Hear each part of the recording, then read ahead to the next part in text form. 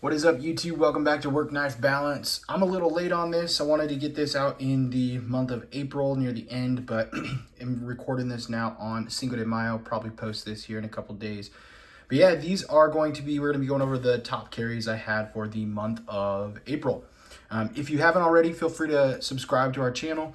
Hit that subscribe button down below or the little logo in the corner. That'll subscribe you there. Also, head over to Instagram and follow us at Work Knife Balance 939. But if you don't want to, that's totally fine too. I'm not gonna have my feelings hurt by it. Let's get into this. These are the top 5. I carried other knives. It's not like I exclusively carried these 10 knives here, but these were the top 5 I carried as my primary, and then these 5 down here as a secondary knife. I usually carry 2 to 3 knives a day, just because there's some knives I carry because I love them, I like them, I wanna have them around. They're cool to show off and encourage other enthusiasts with, and things that some people may not see. And then I usually carry like a work beater knife and then like a knife that I can hand off to someone if they say, hey, do you have something I can borrow? So we're gonna go over this real quick, and these are gonna be the 10 knives that I carried most frequently as my primary 5 and my secondary 5 down here. But let's start up the top here. This is going to be the Megaron Kovig. This is a Migiron knife. So this is Migiron's like premium selection. I really love this knife. The aesthetics on this knife, this is my only folder clip point that I have in my collection, and I absolutely love it. I wasn't sure how I would feel about it because I'm not a huge fan of clip points, but when I saw this, I purchased it. I got this from AZ USA and absolutely love this knife. There are a lot of things about Migiron and Megaron that they do aesthetically that really hit all the buttons for me. I love frame locks. I like titanium. This comes in an M390, which is fantastic. It has that really nice front flipper hole there, so you can do the reverse flick. You can also get up and do a front flipper on it, so that's nice.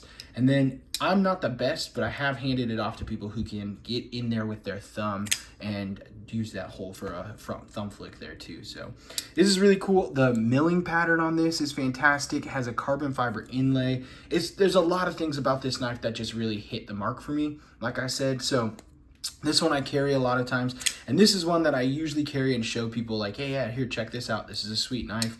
These come in only about 180 bucks. So they're under 200 bucks for a really nice premium M390 with a titanium frame lock. So they're pretty sweet knives. I highly recommend these. I do have a video on this, I believe, so you can go check that out as well. Next, we're gonna move on to the Wii Kite Fin. This, I believe, got overshadowed last year. This is a absolutely stellar knife. This has some really premium stuff to it. It's S35VN. So it's got some really nice steel on it, but the one thing I love about this is insanely light. So this competes on the scale of like the Decas and the bug outs and everything. It's slightly heavier, but it's still really light for what it is with that titanium frame lock into it and the S35VN. These kite fins, you can get these in a couple different variations. I like clean lines, but so I picked up this one right here. It has a hand rub satin finish, so you can kind of see the actual lines and striations there through it as well.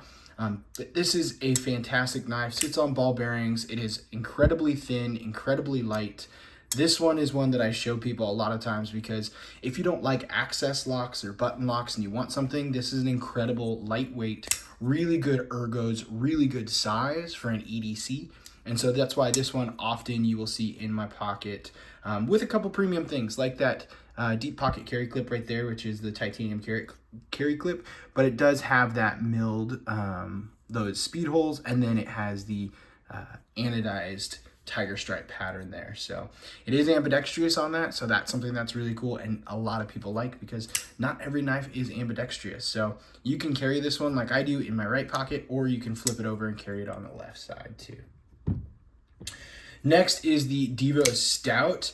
I got this one early in April, and so I just carried the heck out of this thing because I absolutely love this Devo Stout. This is one that I had been looking for and waiting to find. So when I found this one on NAF sale, I picked it up from another YouTuber, Just the Tip EDC. Go check out his stuff. There's some pretty fantastic videos over there as well with some good content. And so I've been carrying this one a lot recently. I just got the Devo Mash. It's actually in my pocket right now. So this is probably going to replace my Devo carry for the month of May. But this right here is absolutely fantastic. I love this knife. I'm just waiting for the Pony Stout to drop here on White Mountain Knives, probably sometime in May, maybe June.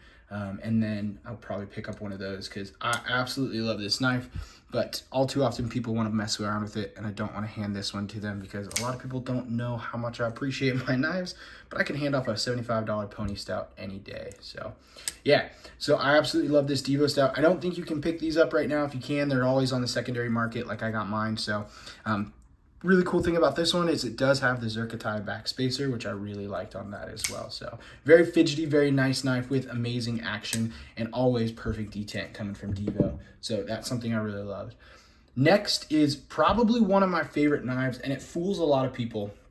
When they look at it first, they think it's an integral knife. It's not an integral knife. You can tell just because it's got the hardware on the side. And if you look really careful, I don't know if we're going to be able, you can see kind of the lines there for holding that large backspacer in there, but this is the Wii Screech. This one is a couple years old now, but it's a butch ball design. It's absolutely one of my favorite frame locks that I have in my collection. I love the aesthetics of it, but I really love that sound.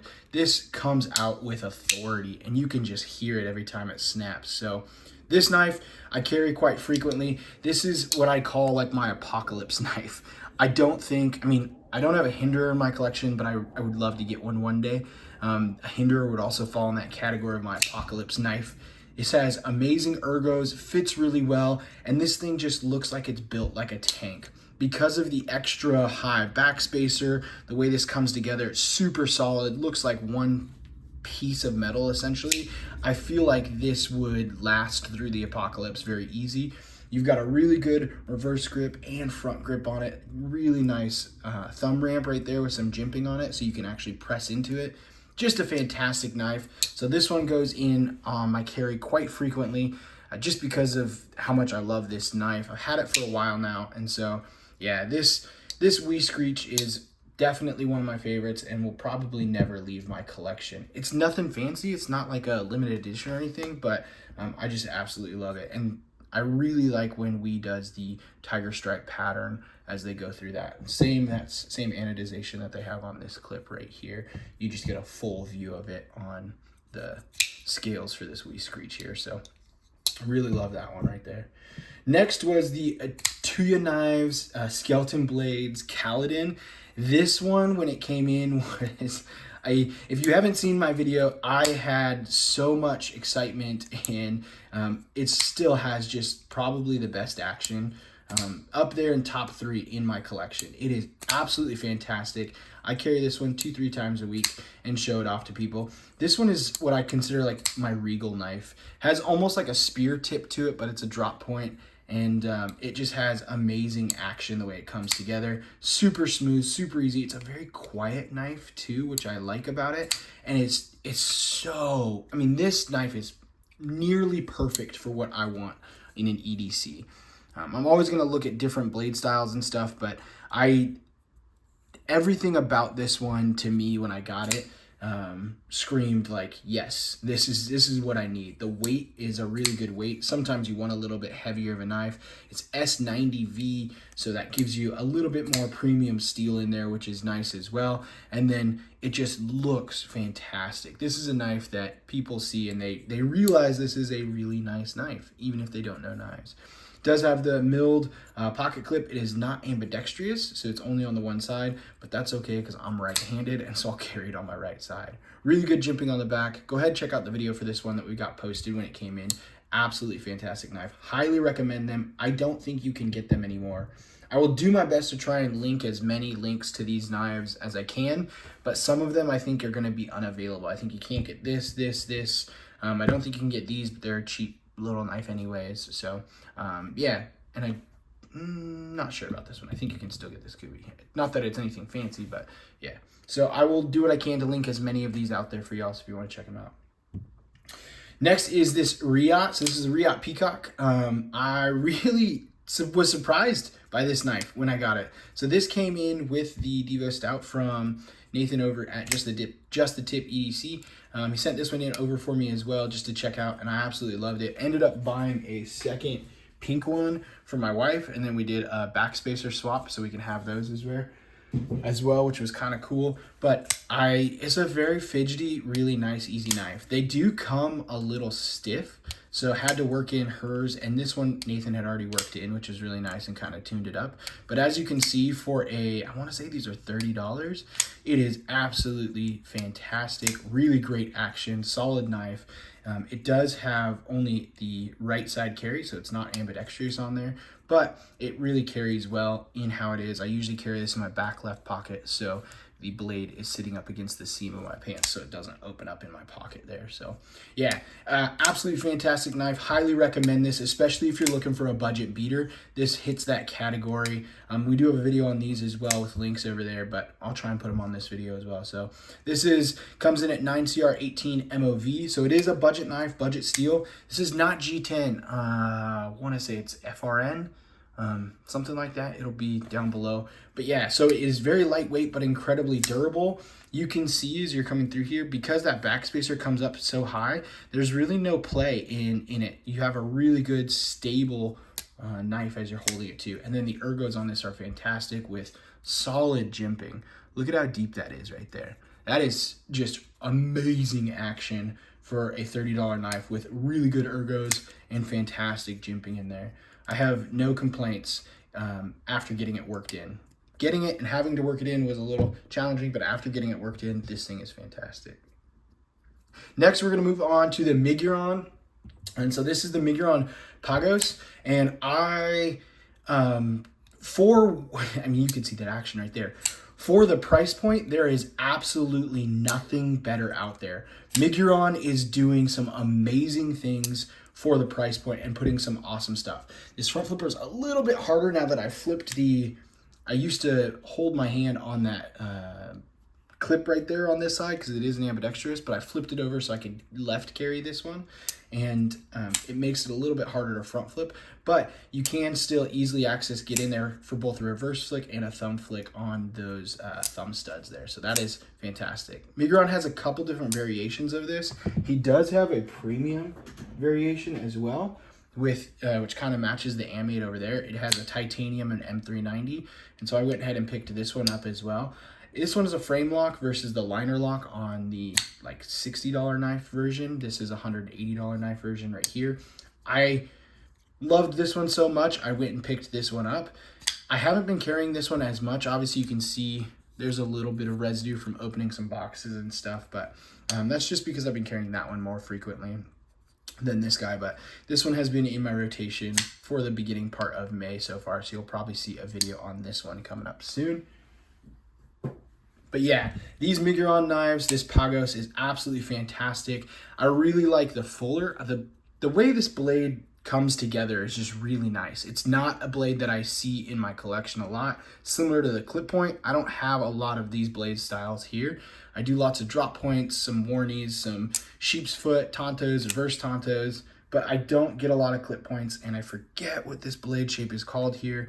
There's a couple knives that I have in my collection that are like that, but this has been fantastic, and I love the fact that it is reversible, so I can put this in my left pocket really easy as well. So that's been an awesome knife.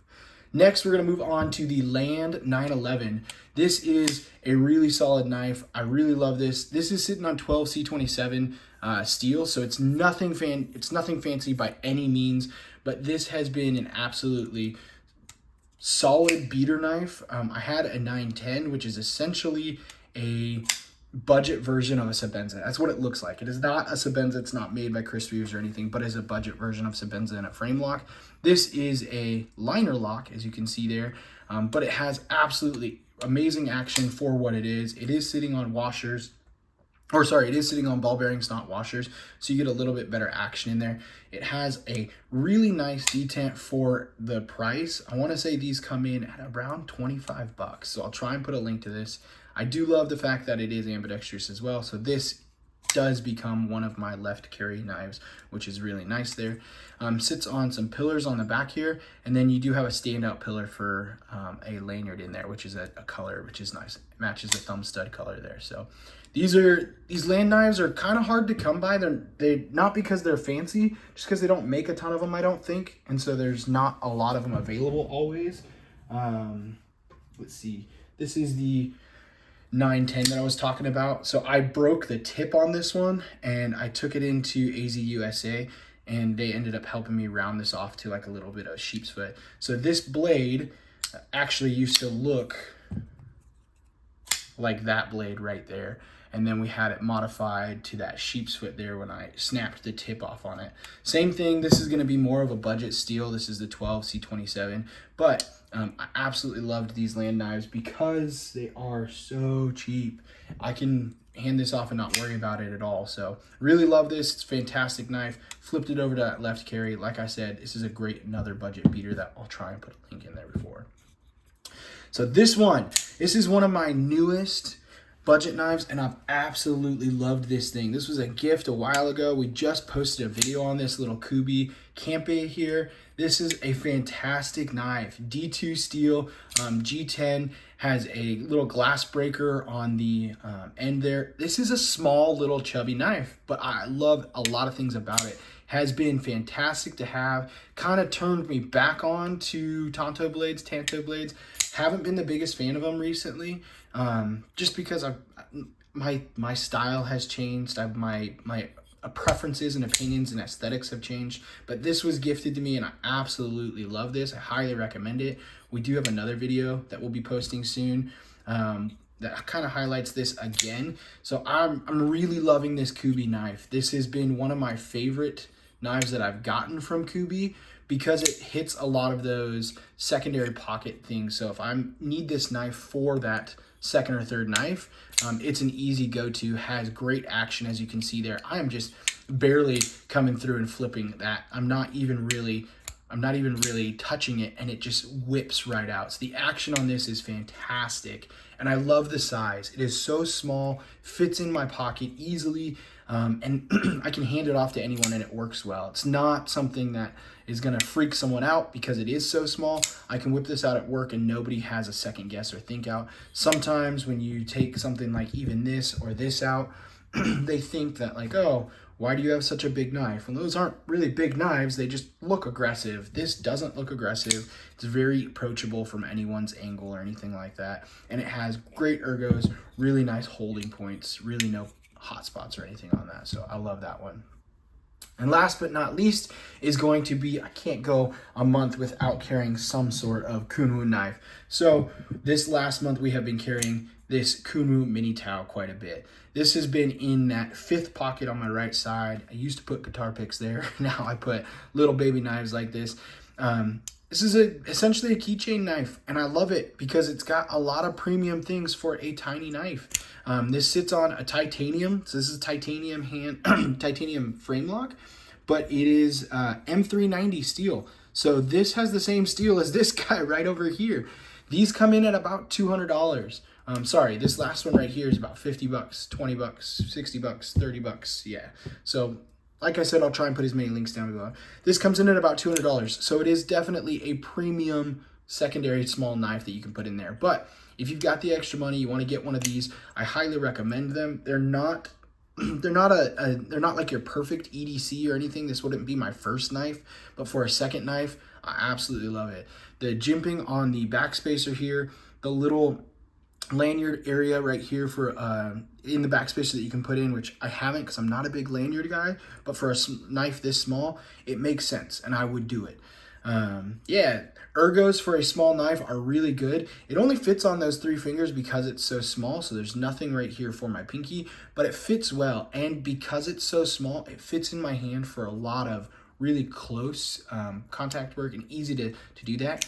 You can also do the front flipper on this one pretty smooth. Took a little bit because it's so small breaking into and getting used to it, but it has really good front flipper action. So you can actually get that front flipper out there nice and easy. I haven't actually tried, I think it's almost too small for me to do my, yeah, it's too small for me to do the index. But if you don't know how to do the front flipper, that reverse flick right there, it still works fantastic. And it's a really nice knife. A lot of premium stuff in this knife. If you've seen some of the larger Kunwus, he basically just took the original Tau and made it smaller. You still have the Damascus pivot collar on this one right here, which is cool. You get all the milling in the chamfering on the knife here, which is pretty much exactly the same on both sides. This is the Tao, the original Tao, just in a tiny pocket version. So I love this knife. It's been really cool. You can still get these. This one I picked up on the Kickstarter, so it is a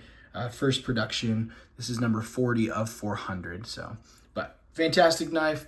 That's what I've been carrying. I tried to make this a fast video and go through all the knives as much as I could for you, but that's what I've been carrying for the month of April. Let me know what you guys have been carrying. Let me know if there's anything you see in this collection that you want to know more about. We could do some videos. We do have videos on a couple of these already out there, but like I said, I'll try and post as many links down below so you can check these out, purchase them if you like them. I highly recommend all 10 of these knives here for a first and secondary carry. But yeah, if there's anything else you guys want to know, like I said, hit us up in the comments. Follow us on Instagram at WorkKnifeBalance939. And until next time, TTFN.